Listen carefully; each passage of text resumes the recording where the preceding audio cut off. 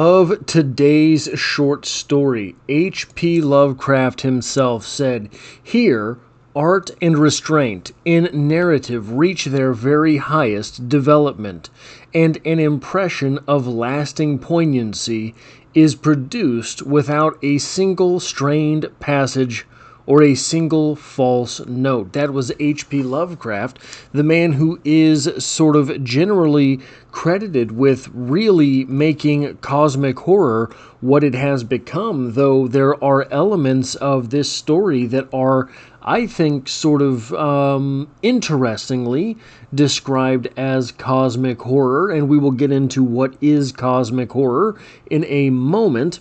But it is interesting that so terrestrial a poem would be described, or terrestrial a story, pardon me, would be described in this way. Welcome to Strip Cover Lit, where we squeeze the bigger picture out of literature. I'm Adrian Fort, and we are here for the first in a 5-part series as we journey part by part through The Willows by Algernon Blackwood. This is a video that will have 4 different sections. Number 1 being a So What Happened section, going over the basics of what happened in the first part of this short story. Number 2 being a literary criticism section, where we talk about all of the literary goings-on in this story.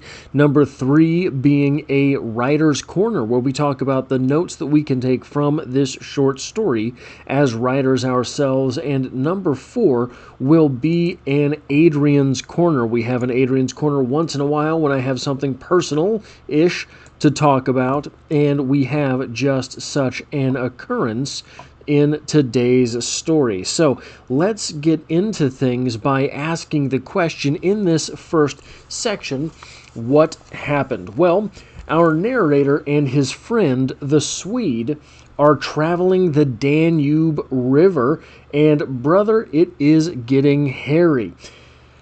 Early in the story, they decide to stop and rest. Our speaker remembers running across a Hungarian officer who tells them if they aren't careful, they'll die. The river is flooding and it will get bad. He offers that they should turn around. They should not go on, but they did go on.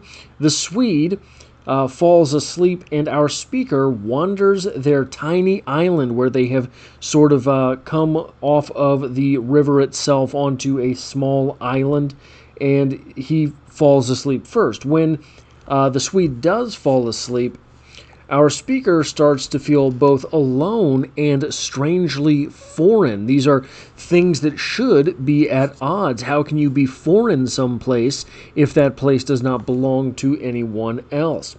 The two end up setting up camp towards the center of this small island, but with few stones and little firewood, it does not make any good camping ground, so they decide they should leave as soon as they can. They separate again, and the Swede exclaims he's found a body. But upon closer inspection, it's just an otter. Happens to the best of us. Later, a man sails past shouting something as he is making the sign of a cross while he goes, but the conditions are so bad, our 2 characters cannot understand what he is saying. Darkness falls. They make a fire. They eat, talk, and smoke. Our narrator goes to collect wood one final time, and when he's alone, that dread returns to him, and he decides to explore it. He comes to the conclusion that he is not a foreigner as much as a trespasser. As our speaker becomes lost in thought, the bit of ground on which he is standing breaks off, and he steps back just in time to watch that bit of ground upon which he had been standing crash into the river below and be swept away. He looks up to find his friend the Swede staring at him. So, that is the recap of this first part of this short story. What are we talking about in this story so far from a literary analysis perspective? Well, let's get right into the cosmic horror bit of things. Cosmic horror, what is it? This comes to us from Wikipedia. Lovecraftian horror, also called cosmic horror or eldritch horror, is a subgenre of horror, fantasy fiction, and weird fiction that emphasizes the horror of the unknowable and incomprehensible more than gore or other elements of shock. It is named after American author H.P. Lovecraft, 1890 to 1937. His work emphasizes things that are strange and eldritch, with themes of cosmic dread, forbidden and dangerous knowledge, madness, non-human influences on humanity, religion and superstition, fate and inevitability, and the risks associated with scientific discoveries, which are now associated with Lovecraftian horror as a subgenre. Cosmic themes of Lovecraftian horror can also be found in other media, notably horror films, horror games, and comics. So, what are some of the elements of cosmic horror in this here? Well, we have a couple of examples. These are both paragraphs from the story itself. A rising river, perhaps, always suggests something of the ominous. Many of the little islands I saw before me would probably have been swept away in the morning. This resistless, thundering flood of water touched the sense of awe, yet I was aware that my uneasiness lay deeper, far than emotions of awe and wonder. It was not that I felt, nor had it directly to do with the power of the driving wind, the shouting hurricane that might almost carry up a few acres of willows into the air and scatter them like so much chaff over the landscape. The wind was simply enjoying itself. The wind was enjoying itself, attributing a little bit of a personality to a very destructive natural force. That would be something of cosmic horror, don't you think? For nothing rose out of the flat landscape to stop it, and I was conscious of sharing its great game with a kind of pleasurable excitement. Yet this novel emotion had nothing to do with the wind. Indeed, so vague was the sense of distress I experienced that it was impossible to trace it to its source and deal with it accordingly, that mysterious distress.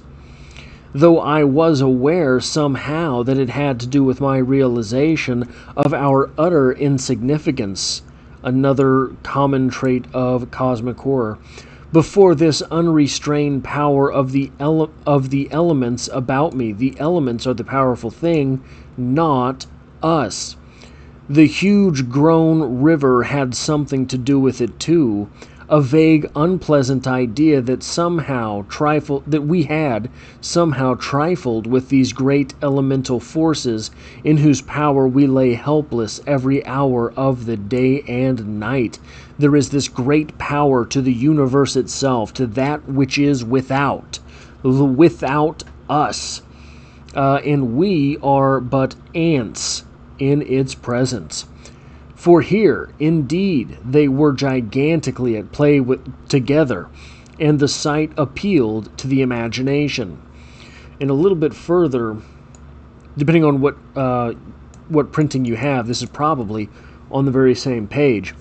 With this multitude of willows, these willows taking on a bit of a presence of their own. With this multitude of willows, however, it was something far different, I felt.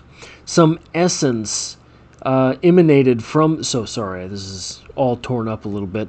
Some essence emanated from them that besieged the heart. A sense of awe awakened,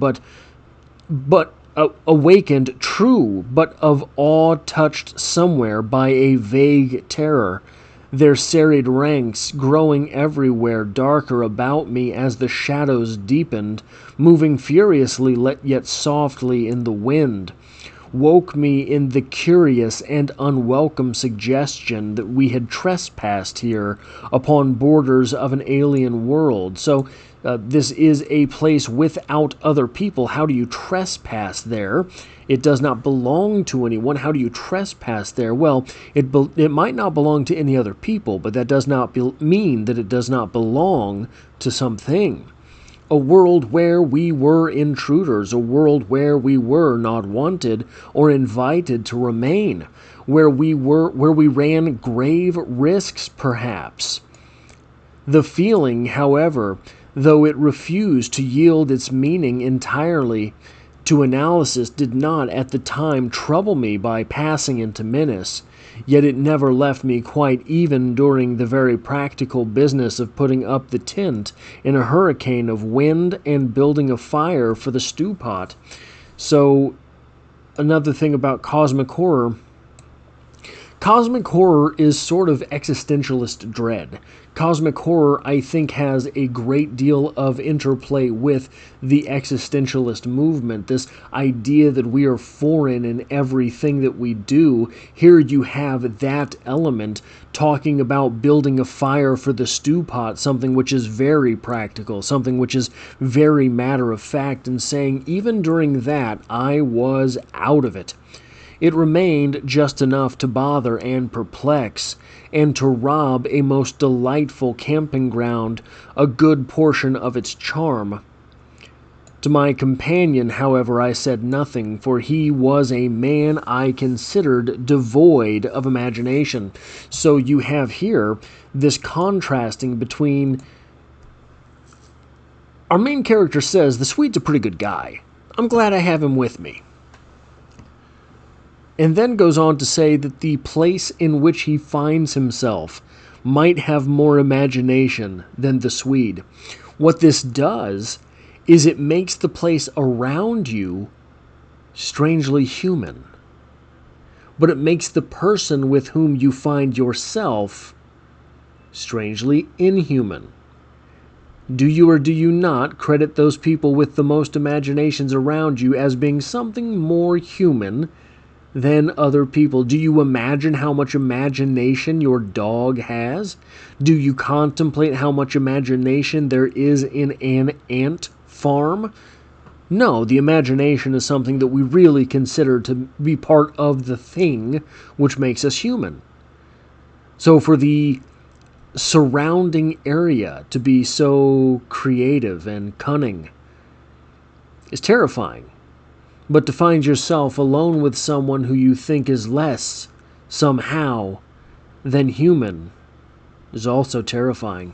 In the first place, I could never have explained to him what I meant, and in the second, he would have laughed stupidly at me if I had. So, that is the bit of this which is cosmic horror. We should move on now to what we're doing with that title, The Willows. What are we doing with Willows in this story? What are Willows? Well, we have this from Google. Basically, oftentimes willows are used to represent the subconscious mind. They're used to represent introspection. So just off the top, there's that. But from Google, we also get this.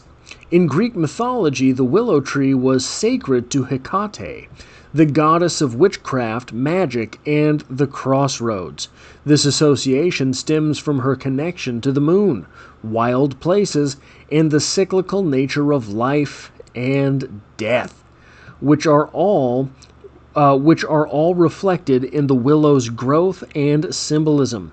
Hecate was sometimes called the goddess of the moon and willow, and her followers used willow in witchcraft ceremonies and for magical purposes. So those are things worth keeping in mind as we take this forward. The willows, that is important enough to this short story that it is from whence this story gets its name. Now, just a little bit of perspective here. The Danube. You see the Danube here in red going through all of these countries. I believe we are right around here in this short story, or at least so far in this short story.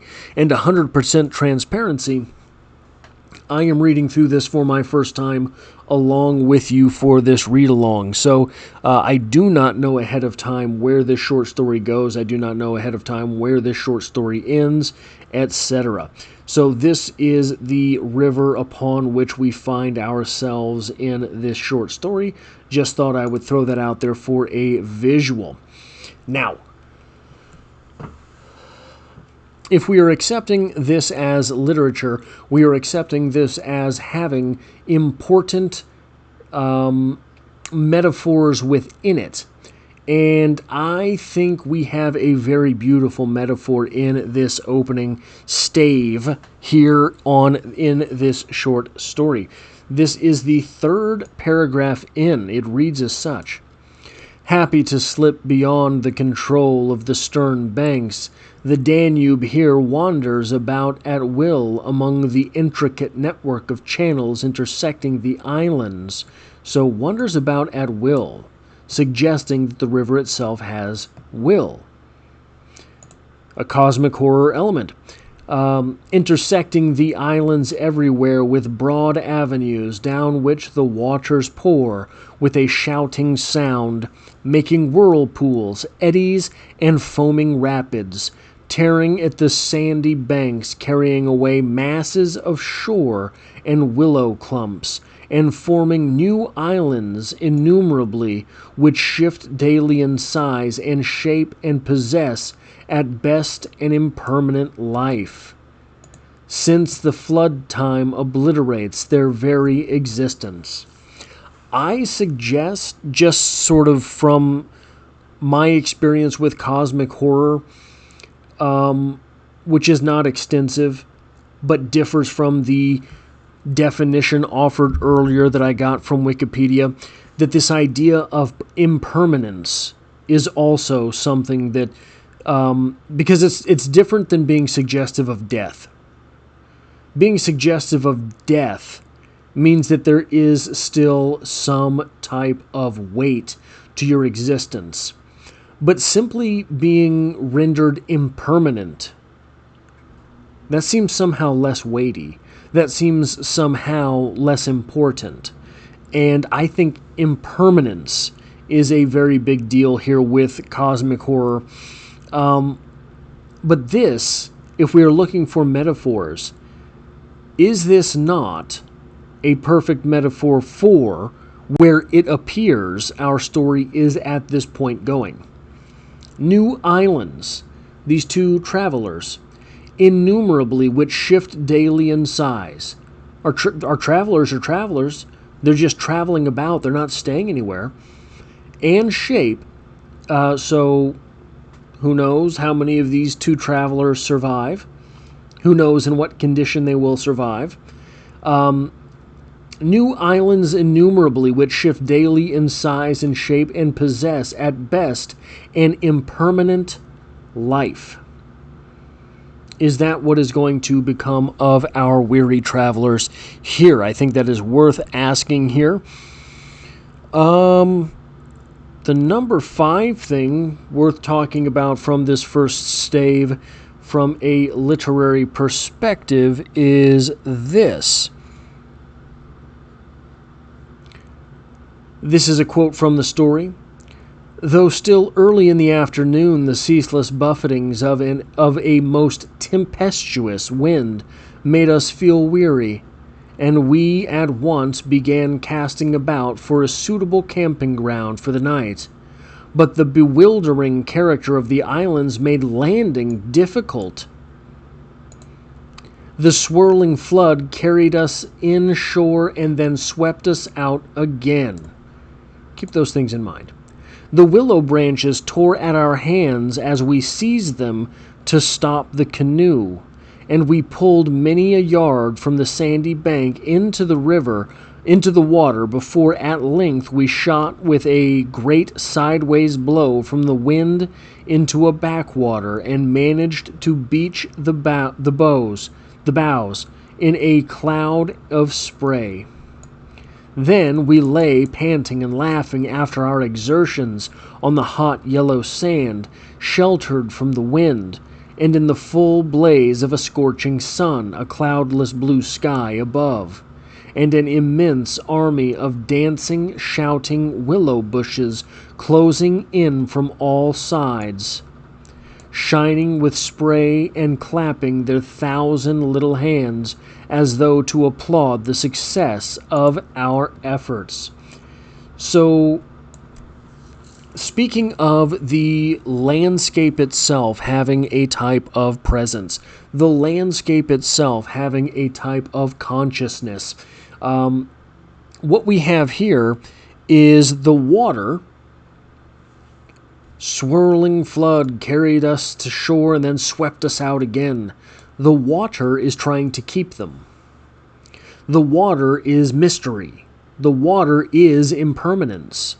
You could say that the water is cleansing, but it doesn't feel that way, does it? It does not feel that way in this short story. There is something of a symbolism to be made from the words of the short story itself, and it seems in this short story that the water is less representative of cleansing and more representative of mystery, more representative of impermanence. It is that thing, mystery and impermanence, which is struggling to keep our two main characters. The landing is difficult. Land is not mystery. Land is home, right?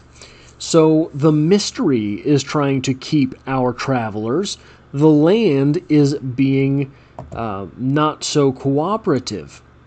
Meanwhile, once they get on shore, those willows, those subconscious beings of the subconscious, perhaps I should say, are shouting, closing in from all sides. It is the subconscious which is crashing down on our speaker and his friend. The next thing I want to talk about here is more of a horror trope, perhaps, than a cosmic horror trope, but a trope nonetheless. Why are our speaker and his friend on this trip?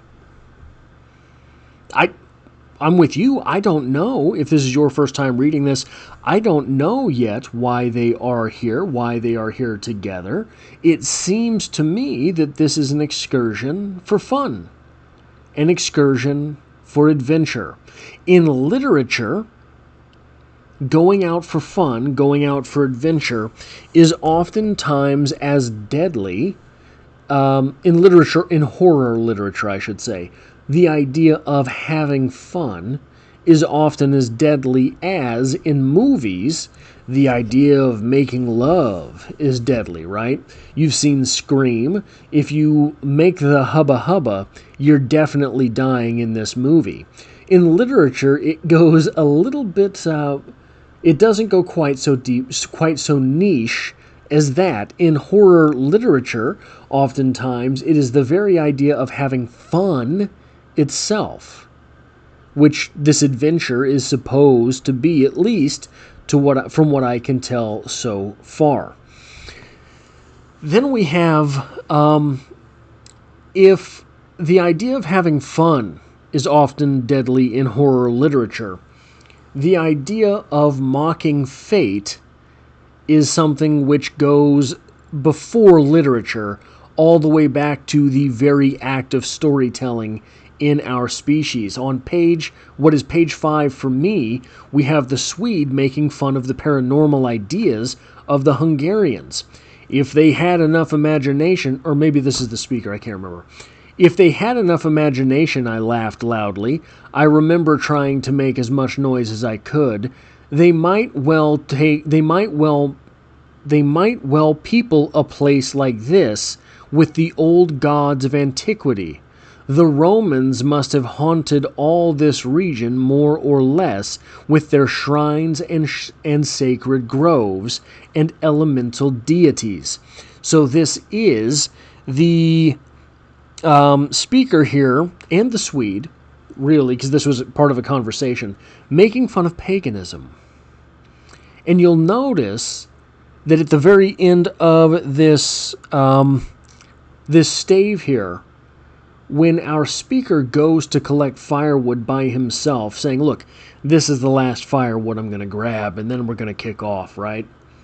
When he goes out there, he ends up adopting a type of shallow paganism, talking about how alive the wilderness around him is and how powerful it must be.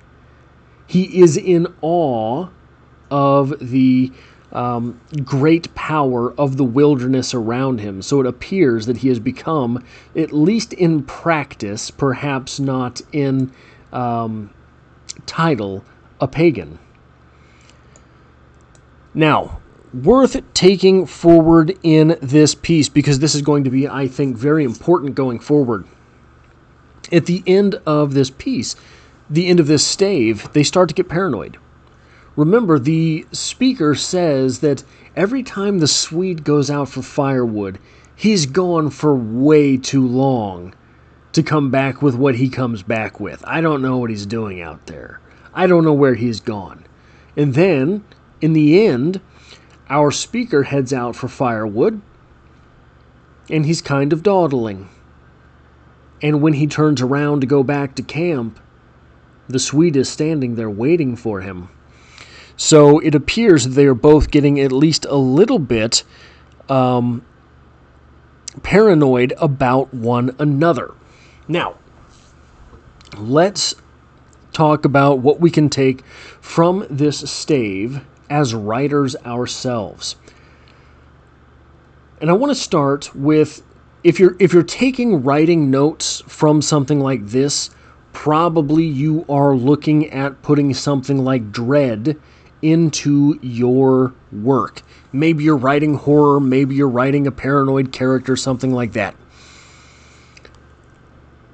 A definition of dread from Oxford: anticipate with great apprehension or fear. And then from Google, a definition for existential dread. Existential dread is a feeling of deep anxiety, hopelessness, or angst about the fundamental questions of life, meaning, and death, often triggered by life changes, loss, or a sense of uncertainty about the future.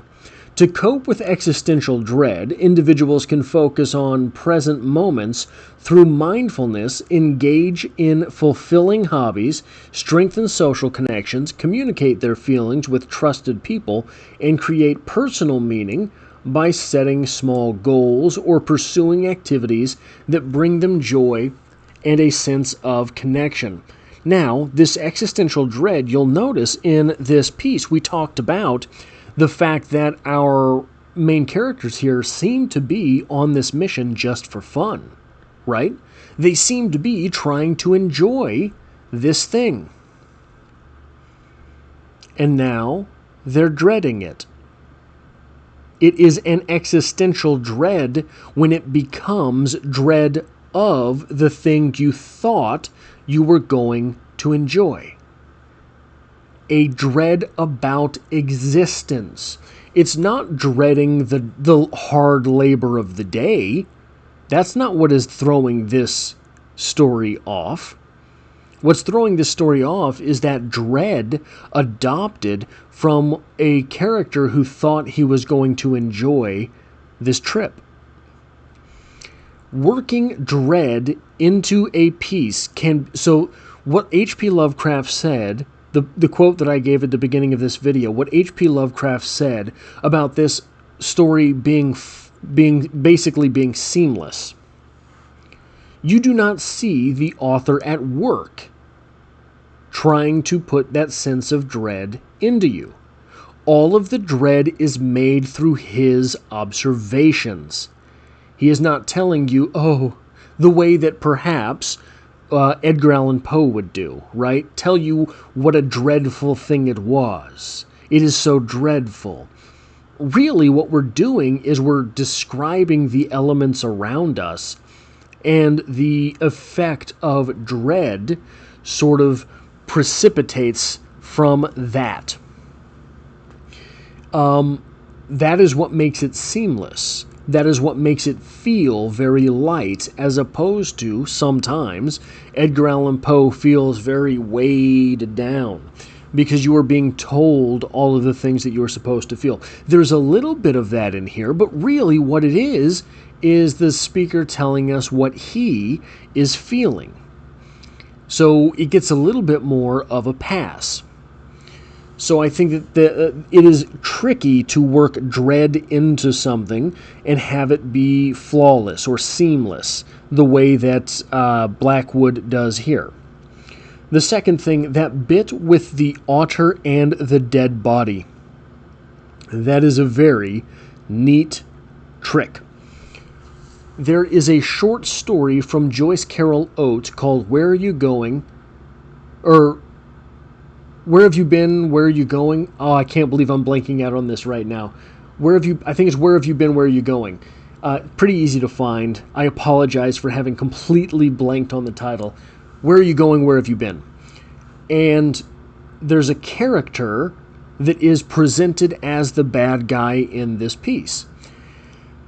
And we get an image described of that character. He's described to us in one way, and then he shows up in the short story. And when he shows up, the person who described him in the first place realizes that he's kind of weirder looking than she thought, right? So we have this image of that character. And then we're told he looks a little alien. Something about his skin is off. So in our mind's eye, we have to adjust what it was that we were seeing. And then she says there's something weird about the length of his legs and his arms, as if his clothes were too big for him. So that thing we're looking at, we have to shift it just a little more. And then he gets a little bit closer, and we're told he looks older than he had before.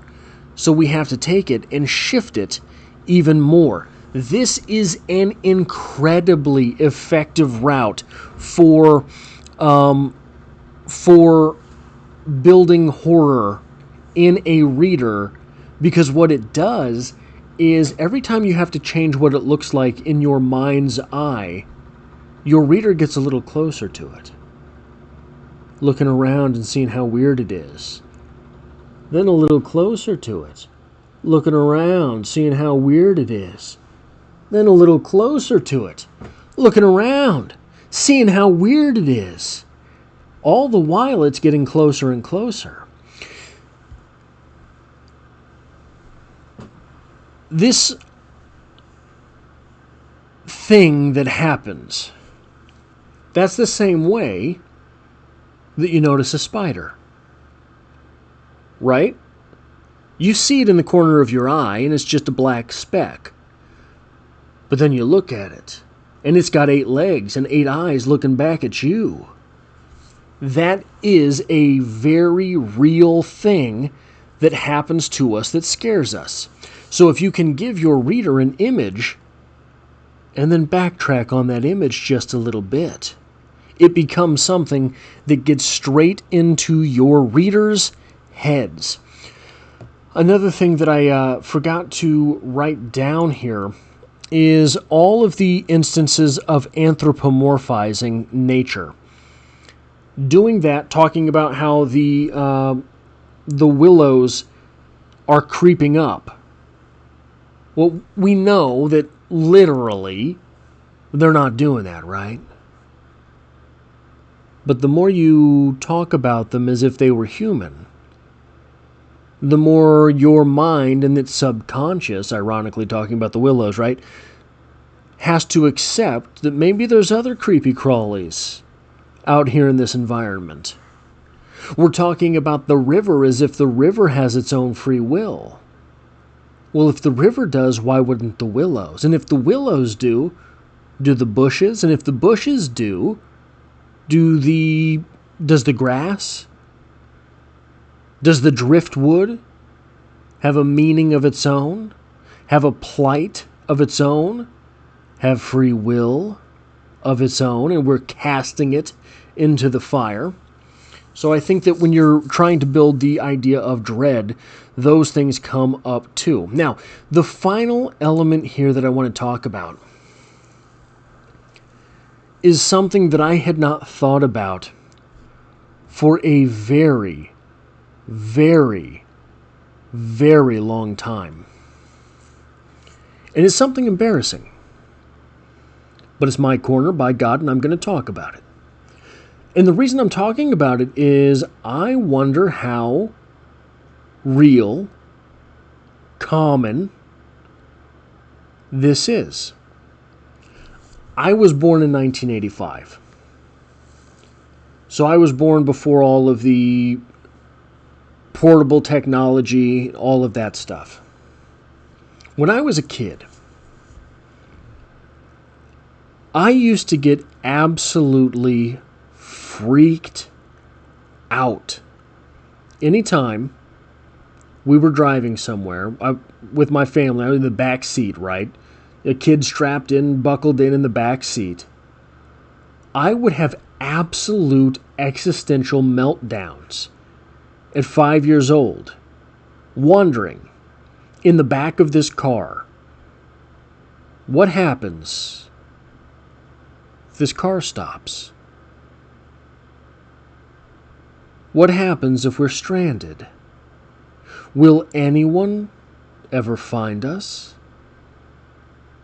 Now, this was before, no one had cell phones, right? There were no tablets keeping me company in the back of the car. I was just watching the street lamps as they would pass. And if we were I'm in Kansas City.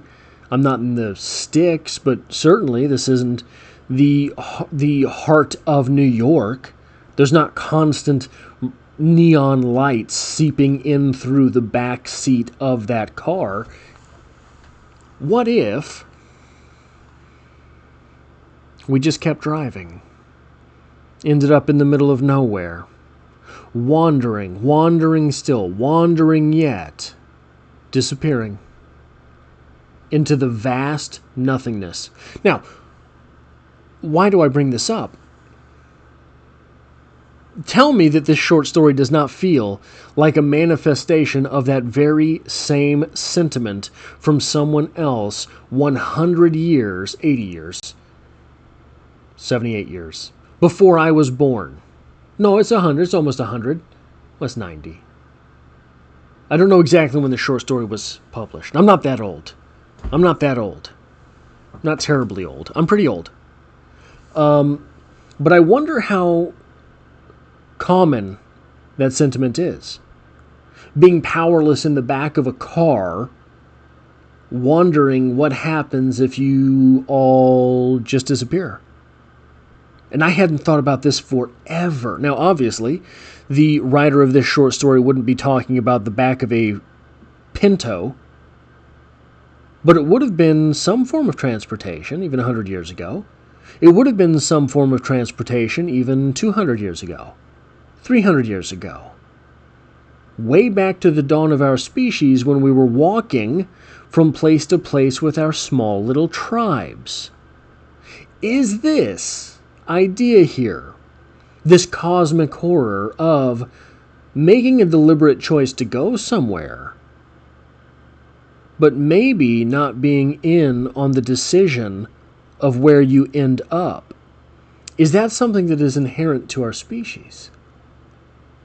Is that something as hardwired into us, but not immediately recognizable in the same way that fear of spiders or snakes or creepy crawlies is wired into us? We do readily recognize those things because they are something to which we can point.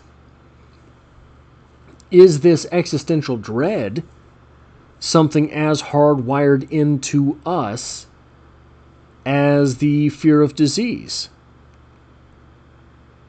We don't have something to point to with the fear of disease. We have diseases we can point to, but not the paranoia. We can't point to the paranoia of catching disease, right? Like I said, it had been so long since I had thought about that. that it makes me wonder.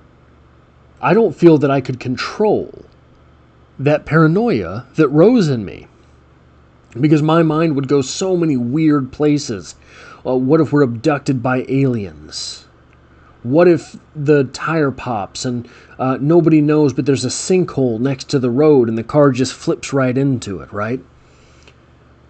All of these different things because of this weird paranoia about being stranded. Anyway, guys, that is what I have for this video. The first of a 5-part series going stave by stave through The Willows by Algernon Blackwood. This was the first part that will be in this playlist. The review at the end of this will also be in the short story discussion playlist here on the channel. And as always, I hope to have you back for the next one.